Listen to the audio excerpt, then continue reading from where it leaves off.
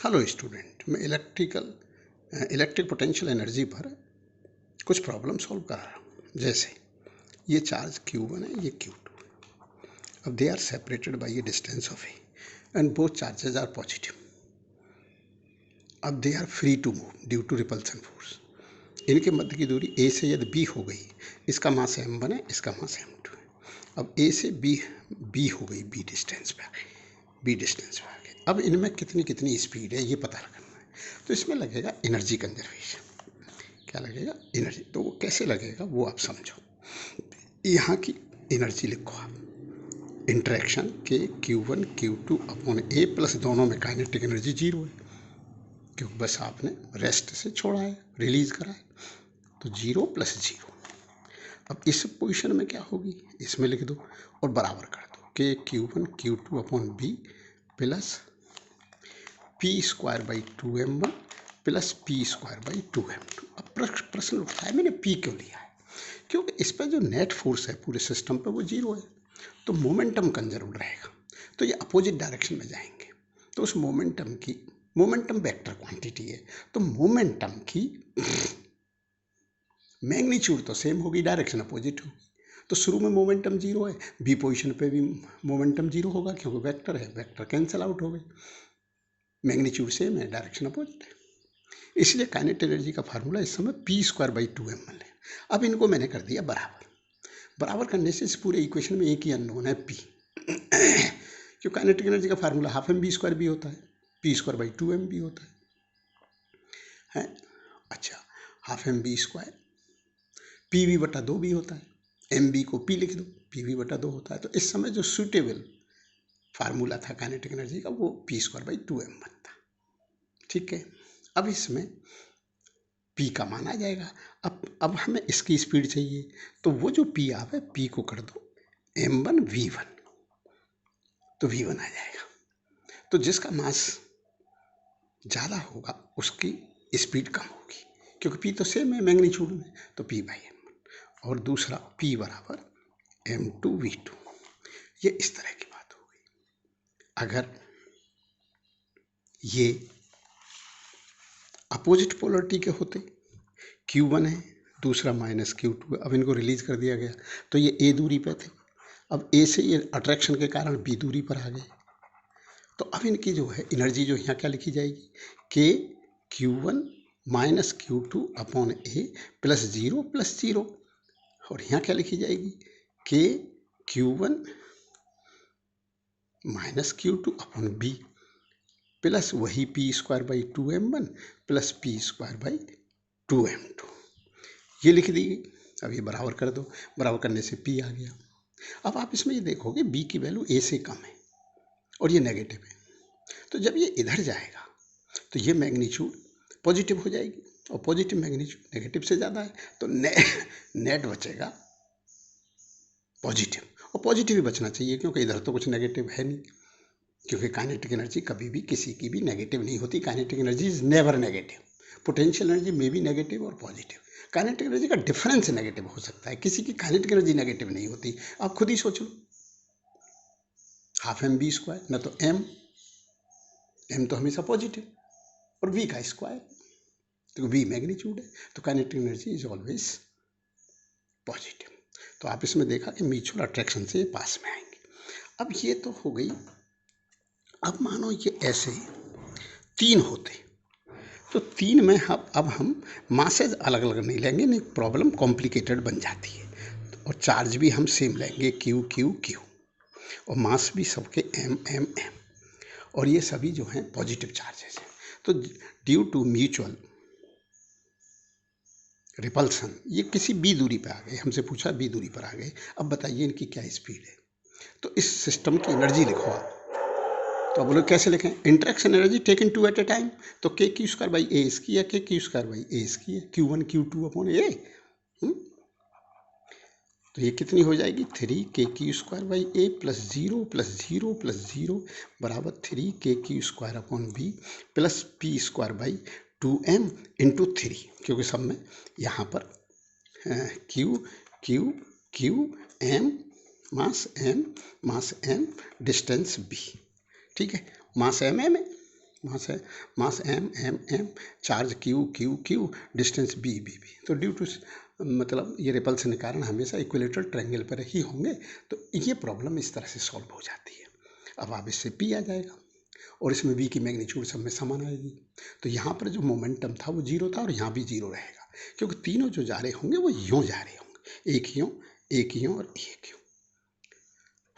They are direction 120 degree part है, दो के बीच की 120 डिग्री पार्ट। इनका वेक्टर सम जीरो आएगा। अब वेक्टर सम कैसे जीरो आएगा, इतना तो अपने को आना ही चाहिए। ये तो फिर स्टार्टिंग में 11th में ही सिखा दिया जाता है कि अपने को वेक्टर, बिना वेक्टर के फिजिक्स नहीं आती समझ, क्योंकि फिजिक्स में बहुत सारी क्वांटिटी वेक्टर हैं और बहुत सारी स्केलर है। तो स्केलर में तो कोई दिक्कत आती नहीं है, क्योंकि स्केलर में तो प्लस माइनस होता है। वेक्टर में इस बात का भी ध्यान रखना पड़ता है डायरेक्शन कौन सी है। अब ये कैसे पता लगा था कि फला क्वांटिटी स्केलर है, फला वेक्टर है? तो ये कोई पर्ची निकाल के तो देखा नहीं होगा। तो एक्चुअल में जिन्होंने वेक्टर एडिशन को फॉलो करा वो वेक्टर हो गई। तो फिर आप कहोगे कि हमें कैसे पता लगा कि मास स्केलर है? अजय भैया मास की तो पता ही है ना कि दो तरफ से पानी आ रहा है, दो नालियों, और यहाँ गया, इधर से पानी आ रहा है 100 kg/s और इधर से 150 kg/s। तो यहाँ पर जो है 250 kg/s ही होगा। यहाँ पर ये नहीं डिपेंड करेगा कि इनकी डायरेक्शन क्या है। डायरेक्शन क्या है, अगर ये 90 डिग्री पे होते तो भी इतना ही होता। तो स्केलर सम है मास। तो आप किधर से कुछ परचेज करके लाए, ईस्ट डायरेक्शन से, कुछ ईस्ट से लाए, कुछ वेस्ट से लाए, फिर उनका मास जोड़। तो ये थोड़ी आप ईस्ट और वेस्ट से लाए तो मास कैंसिल आउट हो जाएगा, ऐसा तो नहीं होगा ना। तो स्केलर सम को फॉलो करती हैं ये क्वांटिटी। मास हुई, डिस्टेंस हुआ, डिस्प्लेसमेंट वेक्टर है। तो फिर आप कहोगे वेक्टर एडिशन कैसे निकालते हैं? तो ये देखा क्या गया था, तो ये एक्सपेरिमेंटल क्या करेंगे कि अपन ने ये जो है दो फोर्सेज हैं किसी पार्टिकल पर लग रहे हैं, F1 और ये 60 डिग्री पर F2। तो एक्चुअल में न तो वो पार्टिकल इधर मूव करा ना इधर मूव करा, वो डायगोनल में मूव कर गया था।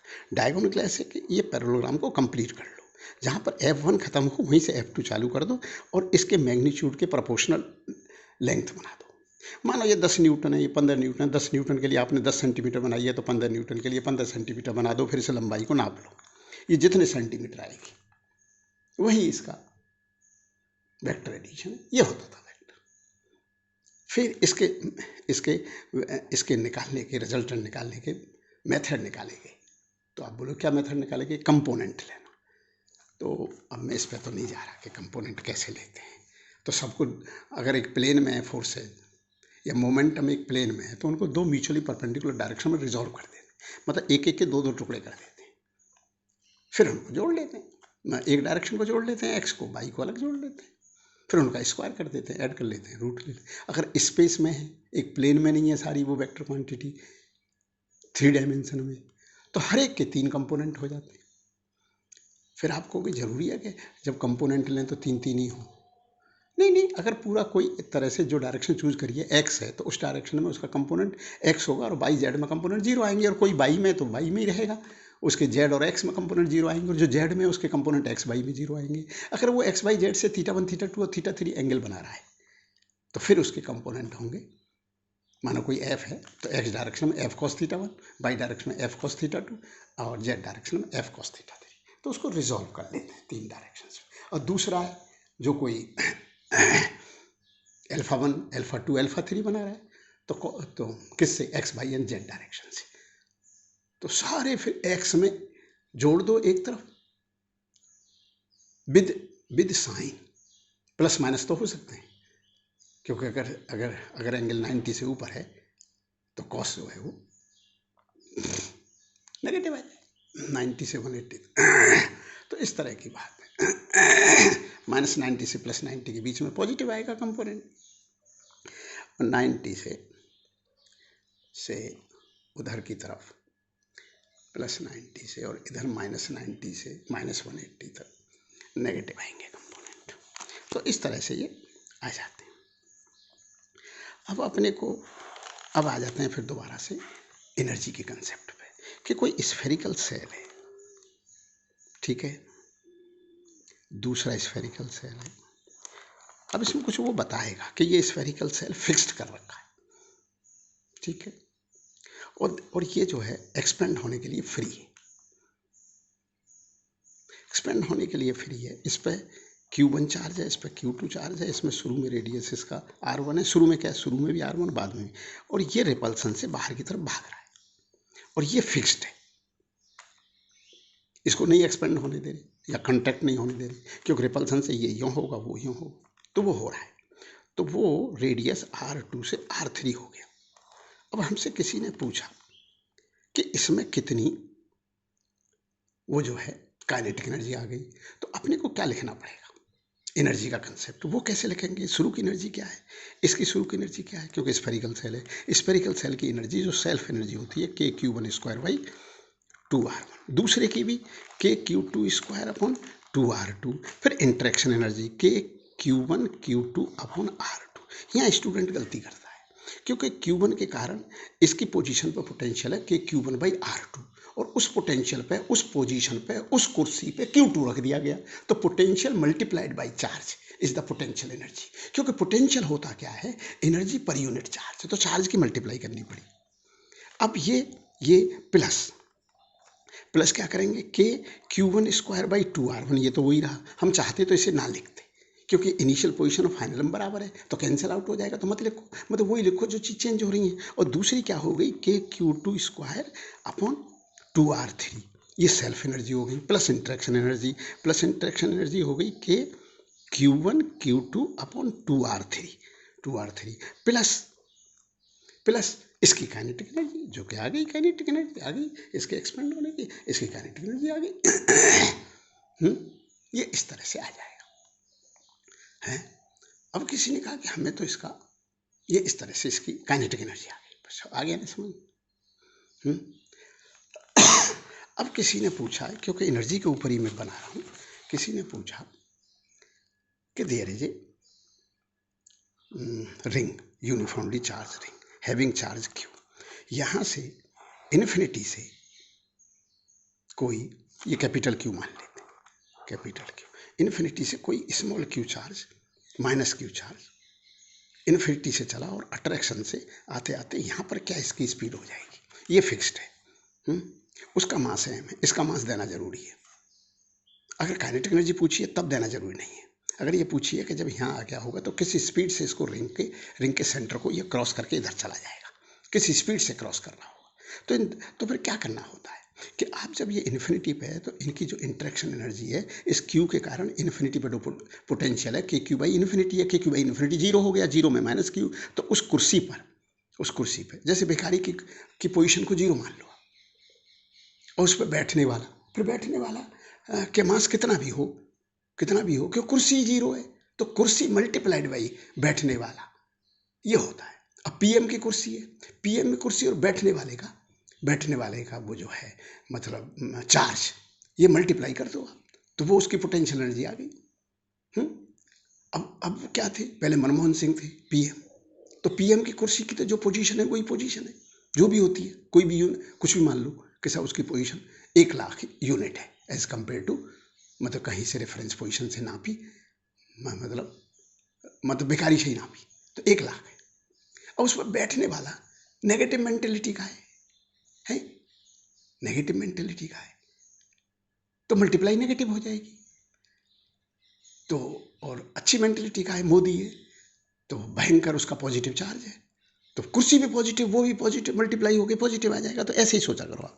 तो अब इन दोनों की जो इंटरेक्शन एनर्जी है KQ-Q/इन्फिनिटी प्लस काइनेटिक इसकी 0 थी, ये इंटरेक्शन आपने लिखी थी, इसको मूव आप करने नहीं दे रहे, तो फिर जब ये यहाँ पर आ गया और A रेडियस है, तो फिर इंटरेक्शन एनर्जी KQ-Q/A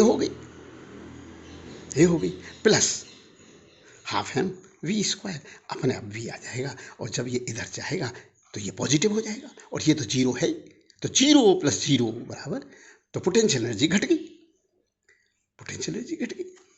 तो अगर किसी सिस्टम को स्वतः ही छोड़ दो तो उधर की तरफ भागता है जिधर पोटेंशियल एनर्जी कम होती है, ये नेचर का नियम है। तो अब बच्चे को फ्री छोड़ दो तो फिर वो नहीं पढ़ेगा, तो इसलिए हमेशा पोटेंशियल एनर्जी बढ़ानी हो तो मन रूपी फोर्स के अगेंस्ट में वर्क करने पड़ते हैं। यूं ही थोड़ी है, यूं ही IIT में सिलेक्शन थोड़ी हो जाता है, या मेडिकल में यूं ही थोड़ी हो जाता है। We have to work against मन रूपी फोर्स। तो अगर फोर्स उसकी, तो यहाँ पर इलेक्ट्रोस्टैटिक फोर्स है, तो उस डायरेक्शन में वर्क करा, यूं यूं करा वर्क, तो यहाँ पर इलेक्ट्रिक फील्ड ने वर्क करा इस पर, तो एनर्जी कम हो गई।